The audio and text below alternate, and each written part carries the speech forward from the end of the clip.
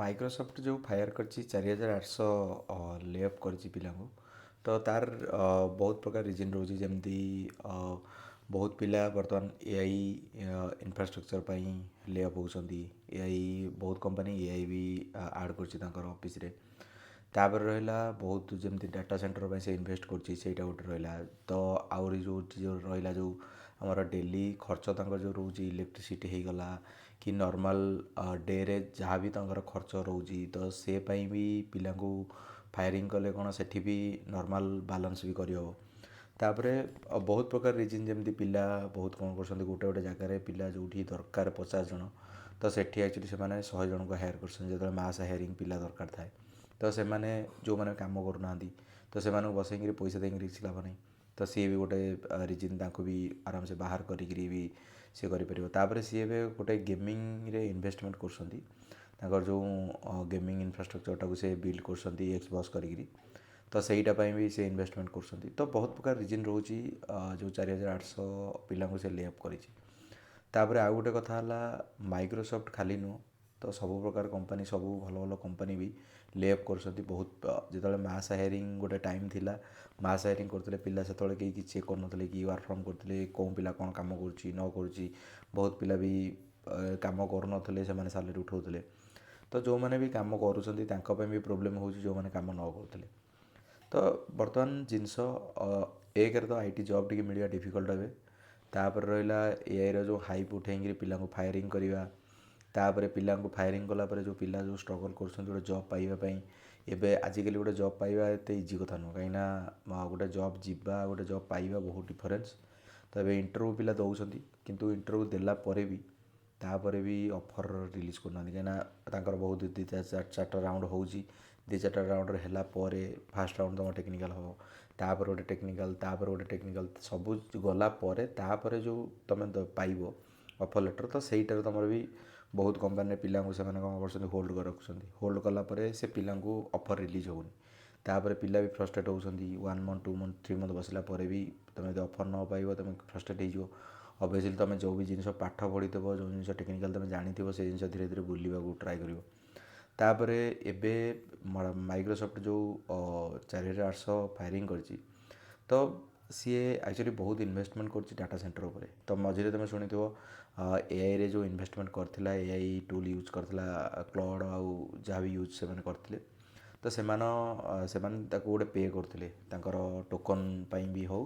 ତ token actually କ୍ଲଡ୍ର ଦୁଇଟା ଜିନିଷ ଅଛି, ଗୋଟେ ହେଲା ଟୋକନ୍, ଆଉ ଗୋଟେ ଜିନିଷ ନର୍ମାଲରେ ସେମାନେ ଦୁଇଟା ୱେ ଅଛି। ତାପରେ ସେମାନେ ଆକ୍ଚୁଆଲି ଯେଉଁ ୟୁଜ୍ କରୁଛନ୍ତି, ତ ସେଇଟାରେ ସେମାନେ ଅଧିକ ପେ କରୁଥିଲା ମାଇକ୍ରୋସଫ୍ଟ, କାହିଁକିନା ତାଙ୍କର ବହୁତ ପିଲା ୟୁଜ୍ କରୁଛନ୍ତି, ଯେହେତୁ ଗ୍ଲୋବାଲି ୟୁଜ୍ ହେଉଛି, ତ ବହୁତ ପେ କରୁଥିଲା। ତାପରେ ଏବେ କ'ଣ ହେଉଛି, ସିଏ ଯେତେବେଳେ ଦେଖିଲା କି ଗୋଟେ ସଫ୍ଟୱେର୍ ଇଞ୍ଜିନିୟର ଯେତିକି ହାୟର କରିକି ଯେତିକି ପଇସା ଦେଉନି, ତାର କ୍ଲଡ୍ରେ ଏଆଇ ଟୁଲ୍ରେ ବହୁତ ୟୁଜ୍ କରୁଛି। ତ ସେଥିପାଇଁ ସେ କ'ଣ କଲା ଯେ କ୍ଲଡ୍ ହଟେଇ ଦେଇଥିଲା, ତାଙ୍କର ଏଆଇ ଟୁଲ୍ ବହୁତ ୟୁଜ୍ ନ କରିକିରି ସେମାନେ କ'ଣ କରିଥିଲେ, ରିମୁଭ୍ କରିଥିଲେ। ତାପରେ କିଛି ପିଲାଙ୍କୁ ସେମାନେ ଏପଟେ ହିଁ ଆଡ଼୍ କରିଥିଲେ।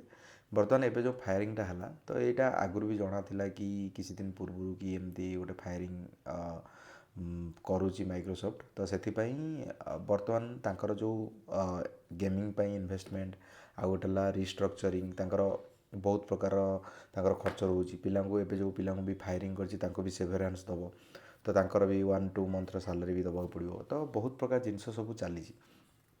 ତାପରେ ଏବେ କ'ଣ କରୁଛି, ବହୁତ କମ୍ପାନୀ କ'ଣ କରୁଛି, ନୋଟିସ୍ ପିରିୟଡ଼ ବି କମ୍ କରିଦେଉଛି। ତ ନୋଟିସ୍ ପିରିୟଡ଼ କମ୍ କଲେ କ'ଣ ହେବ ନା, ଯଦି ତୁମର 60 ଡେଜ୍ ନୋଟିସ୍ ପିରିୟଡ଼ ଅଛି, ତୁମେ 30 ଡେଜ୍ ଭିତରେ ରିଲିଜ୍ ହେଇଯାଉଛ, ଦେନ୍ କମ୍ପାନୀର 30 ଡେଜ୍ ବି ସେଭିଂ ହେଲା। 30 ଡେଜ୍ର ପଇସା ତୁମକୁ ବେକାର କାହିଁ ପେ କରିବ, ଯଦି ତୁମେ କିଛି ଆଉଟପୁଟ୍ କମ୍ପାନୀ ପାଇଁ ଦେଉନ।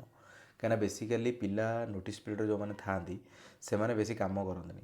ଯେହେତୁ କାମ ନ କରନ୍ତି, ପିଲାଙ୍କୁ ଏତେ ସମୟ ରଖିକିରି ବି କରିବ କ'ଣ, କାହିଁକିନା ତାଙ୍କର ବି ଇଣ୍ଟରଭ୍ୟୁ ଦେବାର ଅଛି। ସେମାନଙ୍କୁ କମ୍ପାନୀ ବି ତା ବେନିଫିଟ୍ ଦେଖୁଛି। ଯଦି ପିଲାକୁ 60 ଡେଜ୍ ନୋଟିସ୍ ପିରିୟଡ଼, 30 ଡେଜ୍ ପିଲା ଗୋଟେ କାମ କଲା, 30 ଡେଜ୍ କାମ କରିବନି, ତ ସେ ଏକ୍ସଟ୍ରା 30 ଡେଜ୍ର ପେ କରିବ। କାହିଁକିନା ୱିଦାଉଟ୍ କାମ କରାରେ ତୁମକୁ ପେ କରିବ କିଏ? ଯଦି ତୁମେ କିଛି କରୁନ, ତୁମକୁ କମ୍ପାନୀ, ତୁମେ କିଛି କରୁଛ ବୋଲି କମ୍ପାନୀ ତୁମକୁ ପଇସା ଦେଉଛି। ଯଦି ତୁମର କିଛି କରିବନି, କମ୍ପାନୀ କାହିଁ ପେ କରିବ? ତ ସେଇଟା ବି ଗୋଟେ। ତାପରେ ଏବେ ରହିଲା ଯେଉଁ ମାଇକ୍ରୋସଫ୍ଟର ତାଙ୍କର ଯାହାକୁ ବି ଲେ ଅଫ୍ କରିଛି, ତାଙ୍କୁ ଯାହା ବି ଯେତିକି ଦିନ ନୋଟିସ୍ ପିରିୟଡ଼ ରହିବ, 30 ଡେଜ୍, 60 ଡେଜ୍, 90 ଡେଜ୍, ଯେତିକି ବି ନୋଟିସ୍ ପିରିୟଡ଼ ରହିବ, ତାଙ୍କର ସେଇଟା ସେଭରାନ୍ସ ତାଙ୍କୁ ଦେବ କି ଏତିକି ଦିନ ତୁମର ସାଲାରୀ ତୁମକୁ ଦିଆଯିବ। ତ ବହୁତ ପ୍ରକାର କାଟାଗୋରୀ ଥାଏ, ତାଙ୍କୁ ବହୁତ ପ୍ରକାର ବେନିଫିଟ୍ ଯାହାକୁ ମିଳିଥାଏ। ଆଜିକାଲି ତ ବଡ଼ ବଡ଼ କମ୍ପାନୀ ଷ୍ଟକ୍ ରହୁଛି, ସେୟାର ରହୁଛି, କଏନ୍ ରହୁଛି, ବହୁତ ପ୍ରକାର ଜିନିଷ ସବୁ ରହୁଛି। କିନ୍ତୁ ନର୍ମାଲ୍ ତୁମର ମନ୍ଥଲି ସାଲାରୀ ତୁମର ବନ୍ଦ ହେଇଯିବ, ତୁମେ କରିବ କ'ଣ? ତ ଗୋଟେ 4,800 ଯେଉଁମାନେ ଏମ୍ପ୍ଲୟି, ସେମାନେ ବି ପ୍ୟାକେଜ୍ ବି ଏତେ ଛୋଟ ଛୋଟ ପ୍ୟାକେଜ୍ରେ ନଥିବେ। ମାଇକ୍ରୋସଫ୍ଟ ଯେହେତୁ ନର୍ମାଲ୍ ପ୍ୟାକେଜ୍ ବି ଭଲ ଭଲ ପ୍ୟାକେଜ୍ରେ ଥିବେ ସେମାନେ। ତାପରେ ଆଉ ଗୋଟେ ଜିନିଷ, ସେମାନେ ଫାୟାର ହେଲା ପରେ ଜବ୍ ମିଳିବା ବି ଏତେ ଇଜି କଥା ନୁହେଁ। କାହିଁକିନା ମାଇକ୍ରୋସଫ୍ଟରୁ ତୁମେ ବାହାରିଲ ମାନେ ତୁମେ ସେଇଭଳିଆ ଟ୍ୟାଲେଣ୍ଟେଡ଼ ପିଲା ହେଇଥିବ।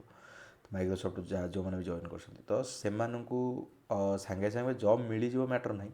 କିନ୍ତୁ ମାର୍କେଟ୍ ଏବେ ସେଇଆ ନାହିଁ କି ସାଙ୍ଗେ ସାଙ୍ଗେ ଜବ୍ ମିଳିଲା ଭଳିଆ।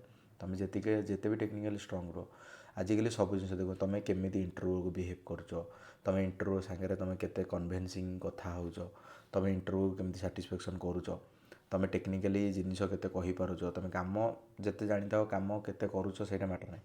ମେନ୍ ହେଲା ତୁମେ ଟେକ୍ନିକାଲି କେତେ ଷ୍ଟ୍ରଙ୍ଗ ଅଛ, ତୁମେ ଟେକ୍ନିକାଲି ସବୁ ଜିନିଷ ଜାଣିଛ ନା, ତୁମେ ଗୋଟେ ଜିନିଷକୁ ହ୍ୟାଣ୍ଡେଲ୍ କରିପାରିବ କି ନାହିଁ, ତୁମେ ଗୋଟେ ଟିମ୍ କି ଲିଡ଼୍ କରିପାରିବ ନା ନାହିଁ, କି ତୁମେ ମନେକର ତୁମ ମ୍ୟାନେଜର୍ ନାହିଁ, ତୁମ ଲିଡ଼୍ ନାହିଁ, ତୁମେ ସେ ଟିମ୍ଟାକୁ ଗୋଟାଏ ଦିନ 2 ଦିନ ଗୋଟାଏ ୱିକ୍ ତୁମେ ମାସେ ଚଳେଇ ପାରିବ କି ନାହିଁ। ତ ବହୁତ ପ୍ରକାର ଆଜିକାଲି ଜିନିଷ ସେମାନେ ଚେକ୍ କରୁଛନ୍ତି। ଖାଲି ନୁହଁ ଯେ ତୁମର ଟେକ୍ନିକାଲି ତୁମେ ଷ୍ଟ୍ରଙ୍ଗ ଅଛ, ତୁମେ କାମ ଶିଖିଛ, ତୁମେ କାମ ଜାଣିଛ, ସେଇଟାରେ ତୁମକୁ ସିଲେକ୍ଟ କରିଦେବେ। ଆଜିକାଲି ସବୁ ଜିନିଷ ସେମାନେ ଚେକ୍ କରୁଛନ୍ତି କି ତୁମର ସବୁ ଜିନିଷରେ ତୁମର 100% ଅଛି ନା ନାହିଁ। ଯଦି ତାଙ୍କୁ ଲାଗୁଛି କି ନାହିଁ ପିଲାଟା ଗୋଟେ ଜିନିଷରେ ଟେକ୍ନିକାଲି ଷ୍ଟ୍ରଙ୍ଗ ଅଛି, କାମ ଜାଣିଛି, ଆଉ ଦୁଇଟା ଜିନିଷ ସେମାନେ ନା ବିହେଭ୍ ଠିକ୍ସେ କରିପାରୁନି, ଗୋଟେ ଟିମ୍ ହ୍ୟାଣ୍ଡେଲ୍ କରିପାରୁନି, ତ ଦେନ୍ ତୁମକୁ ସେମାନେ ହାୟର କରିବା ମୋତେ କାହିଁ ଲାଗୁନି ସେମାନେ ହାୟର କରିବେ। କାହିଁକିନା ଏମିତି ବହୁତ ଜିନିଷ ହେଉଛି, ମୋ ସାଙ୍ଗମାନେ ବି ଇଣ୍ଟରଭ୍ୟୁ ଦେଉଛନ୍ତି, ତାଙ୍କର ଇଣ୍ଟରଭ୍ୟୁ ସବୁ ହେଇଯାଉଛି, ଟେକ୍ନିକାଲି ଷ୍ଟ୍ରଙ୍ଗ ଅଛନ୍ତି, କାମ ଜାଣିଛନ୍ତି, ସବୁ କରିଦେଉଛନ୍ତି, କିନ୍ତୁ ଆଉ କିଛି ଜିନିଷରେ ସେମାନେ ରିଜେକ୍ଟ ହେଉଛନ୍ତି। ତ ମୁଁ ଯେତିକି କଥା ହେଇଛି ଜାଣିଛି ସାଙ୍ଗମାନଙ୍କ ସହିତ, ତ ବହୁତ ପ୍ରକାର ଜିନିଷ ସେମାନେ ଭେରି କରୁଛନ୍ତି ଆଜିକାଲି। ତ ଏବେ ଯେଉଁମାନେ ଇଣ୍ଟରଭ୍ୟୁ ଦେଉଛନ୍ତି, ତ ବହୁତ ଡିଫିକଲ୍ଟି ବି ଫେସ୍ କରୁଛନ୍ତି। ଏମିତି ନାହିଁ ଯେ ସେମାନଙ୍କୁ ଜବ୍ ସାଙ୍ଗେ ସାଙ୍ଗେ ମିଳିଯାଉଛି, ଟାଇମ୍ ଲାଗୁଛି, ମିଳିବ, ଜବ୍ ମିଳିବ ନାହିଁ ନୁହଁ, ମିଳିବ। କିନ୍ତୁ ଏଇଆ ତୁମେ ଯଦି 3 ମନ୍ଥ ଜାଗାରେ 6 ମନ୍ଥ 9 ମନ୍ଥ ପରେ ଜବ୍ ପାଇବ, ଦେନ୍ ତୁମେ 9 ମନ୍ଥ ସର୍ଭାଇଭ୍ କେମିତି କରିବ? ତ ମାର୍କେଟରେ ତୁମେ ଯେତେ ବି ସ୍ପେଣ୍ଡ କରୁଛ, ତୁମର ରେଣ୍ଟ ହେଉ, ତୁମର ଖାଇବା ହେଉ, ତ ବହୁତ ପ୍ରକାର ଖର୍ଚ୍ଚ ବି ଅଛି। ଦେନ୍ ତୁମେ ସେଇଟା ବି କେମିତି କରିବ କି ତା ପାଇଁ ବି ପଇସା ଦରକାର। ତୁମେ ଯଦି ଖାଲି ବସିଯିବ, ତୁମର କେମିତି କ'ଣ ହେବ ଫେର? ବହୁତ ଲୋକଙ୍କର ଲୋନ୍ ବି ଚାଲିଛି, ବହୁତ ଲୋକଙ୍କର ବହୁତ ଜିନିଷ ଖର୍ଚ୍ଚ ବି ଚାଲିଛି। ତ ସବୁ ଜିନିଷ ମ୍ୟାନେଜ୍ କରିବା ତ ଇଜି କଥା ନୁହଁ। ତାପରେ ଆଉ ଗୋଟେ ଜିନିଷ ରହିଲା, ଏବେ ଯେଉଁ କମ୍ପାନୀ ସବୁ ଫାୟାରିଂ କରୁଛି, ଏଆଇ ହେଇକିରି ଏଆଇ ନାଁରେ ଫାୟାରିଂ ହେଉଛି। ଏଆଇ ଅଛି, ସେଇଟା ମ୍ୟାଟର୍ ନୁହେଁ ଯେ ଏଆଇ ନାହିଁ, କିନ୍ତୁ ଏତେ ଯେଉଁ ଜିନିଷ ହାଇପ୍ ଚାଲିଛି ଏଆଇ, ତ ଏତେ ଜିନିଷ ହାଇପ୍ ନାହିଁ। ତ ପିଲା କିଛି ଉରି ହେବାର ନାହିଁ, ଡରିବାର ନାହିଁ, ତୁମେ ଆରାମସେ ଇଣ୍ଟରଭ୍ୟୁ ଦିଅ, ଜବ୍ ହେବ। ଟାଇମ୍ ଲାଗିବ ଟିକେ ଜବ୍ ପାଇବା ପାଇଁ, କିନ୍ତୁ ଜବ୍ ହେବ। ବର୍ତ୍ତମାନ ମାର୍କେଟ୍ ଟିକେ ସିଚୁଏସନ୍ ଭଲ ନାହିଁ, ମାର୍କେଟ୍ ସିଚୁଏସନ୍ ଧୀରେ ଧୀରେ ଏଇ ବର୍ଷଟା ଟିକେ ନ ହେବା ଲାଗୁଛି। ନେକ୍ସଟ ଇୟର୍ ଯଦି ବି ଭଲ ହେଇଗଲା କଣ୍ଡିସନ୍, ଦେନ୍ ନେକ୍ସଟ ଇୟର୍ ବହୁତ ଓପନିଂ ବି ଆସିପାରେ। ଏବେ ବି ମାର୍କେଟରେ ଓପନିଂ ଅଛି, କିନ୍ତୁ ସବୁ ଜାଗାରେ ଓପନିଂ ନାହିଁ, ଯେହେତୁ କମ୍ପାନୀ ସବୁ ଲେ ଅଫ୍ କରୁଛି, ପିଲା ବି ବହୁତ। ଆଜି ଯେମିତି ମାଇକ୍ରୋସଫ୍ଟ ଯେମିତି ଏବେ ଲେ ଅଫ୍ କଲା, ମାଇକ୍ରୋସଫ୍ଟ 4,800 ପିଲା ବାହାରିଲେ, ସେମିତି ଆଉ ବି ଅଲଗା କମ୍ପାନୀ ଫାୟାରିଂ କରୁଛି। ତ ସେମାନେ ବି ପିଲା ବି ଅଛନ୍ତି ଇଣ୍ଟରଭ୍ୟୁ ଦେବା ପାଇଁ, ତ କିଛି ଓରିବାର ନାହିଁ। ତ ଏଇ ଥିଲା ଭିଡ଼ିଓ। ତ ଯଦି ଭିଡ଼ିଓଟା ଭଲ ଲାଗିଥିବ ପ୍ଲିଜ୍ ଲାଇକ୍ ସେୟାର ସବସ୍କ୍ରାଇବ୍ କରିବେ ମୋ ଚ୍ୟାନେଲକୁ। ମୋତେ ମୋଟିଭେସନ୍ ଲାଗିବ ଭିଡ଼ିଓ ବନାଇବା ପାଇଁ। Thank you all.